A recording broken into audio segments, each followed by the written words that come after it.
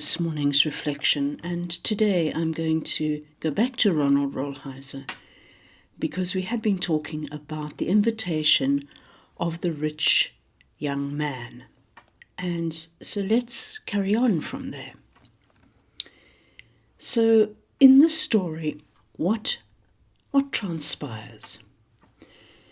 And he recalls going to a preaching retreat, and there were a whole group of priests, and one evening after the conference, 5 of them invited him to join them for something they called their support group meeting. And they met in a small breakout room. They had set out some finger food, but they didn't eat that for nearly an hour, because the first hour was taken with each of them making a searing and honest, detailed confession to the whole group of everything that they had done wrong since they last met. From failures in reaching out to the needy, to their resentments and their anger within their ministry, to acts of private indulgence. Only after each priest in turn had made his confession did they turn to the food and the socializing. And the group leader explained to him that this group had come together about 4 years ago because this particular man needed to do something in his own life. He said that he was a good priest, but he said he wasn't a great priest. And he could name the reasons. He was a good priest. He went to seminary in all sincerity. He did his studies as best he could. He was ordained and he ministered as best he could. And he was assigned to 4 rural parishes, and the workload was crushing. He had meetings every night and was on the road most of the time. But he did it. He was generous, and the people loved him. He was a good priest, but he wasn't a great priest. And he had no illusions about that. And he realized that he carried a lot of resentment about all the work he had to do, and he decided that he needed certain comforts. And although he didn't earn a lot of money, that which he earned, he tended to spend on expensive things for himself.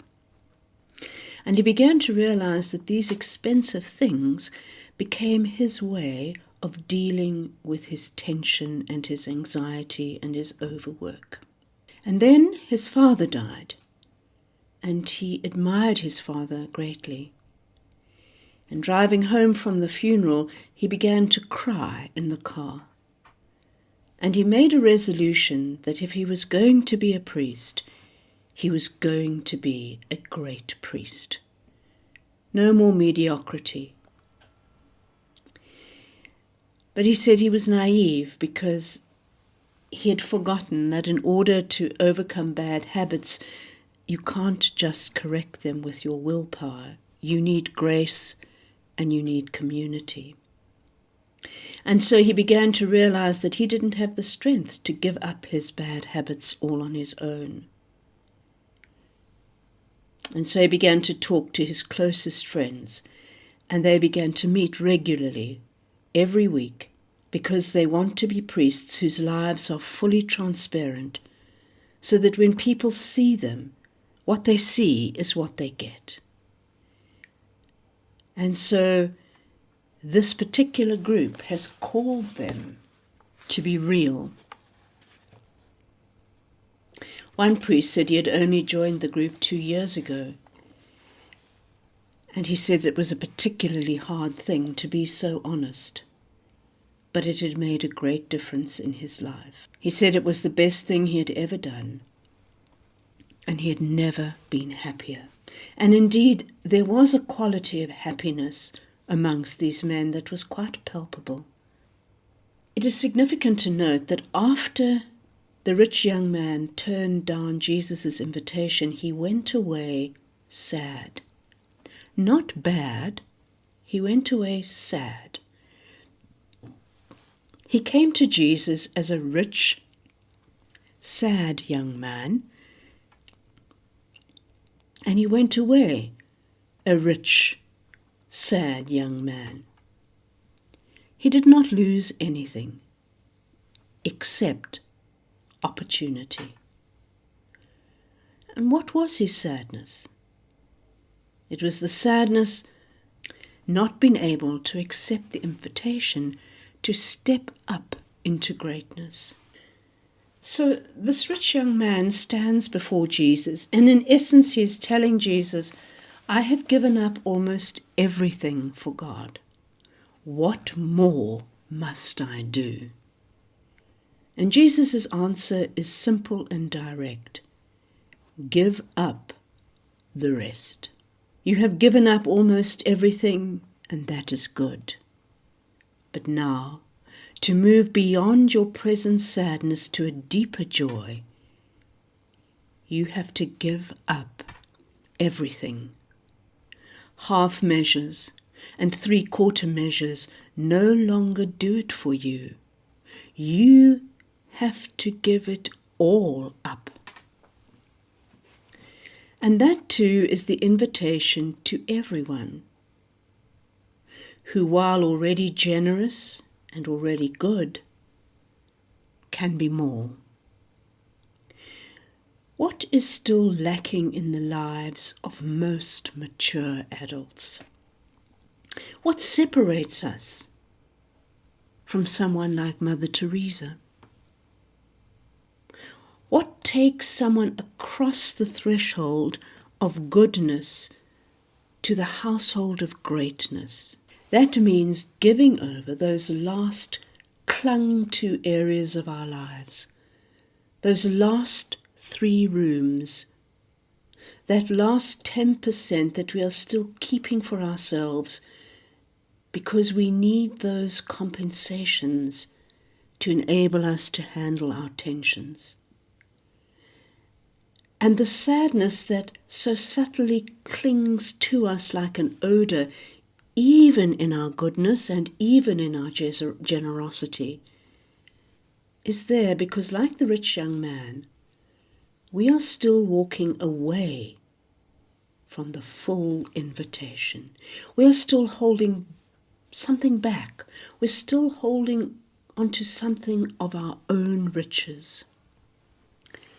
But the gospel story of the rich young man is not yet finished. There is still another invitation within it. After this man declines his invitation, Jesus turns to his disciples. And he says it is easier for a camel to pass through the eye of a needle than for a rich man to enter the kingdom of heaven. And his disciples are absolutely stunned. Peter expresses the shock by saying, if that is the case, then it is impossible. And Jesus welcomes the response, and he says, in fact, it is impossible for humans all on their own, but nothing is impossible for God. And what Jesus is affirming here is what the founder of that priests group expressed when he said, I had to learn what everyone else has had to learn in order to overcome bad habits. You cannot correct your life by willpower alone. You need grace and you need community. It is impossible to live out our greatness on only the strength of our own willpower. We need grace and we need community. Like the rich young man, every mature man and every mature woman stands with this invitation always in front of him or her. Full humanity and full generativity as a disciple of Jesus lies in accepting the invitation to hand over everything to God.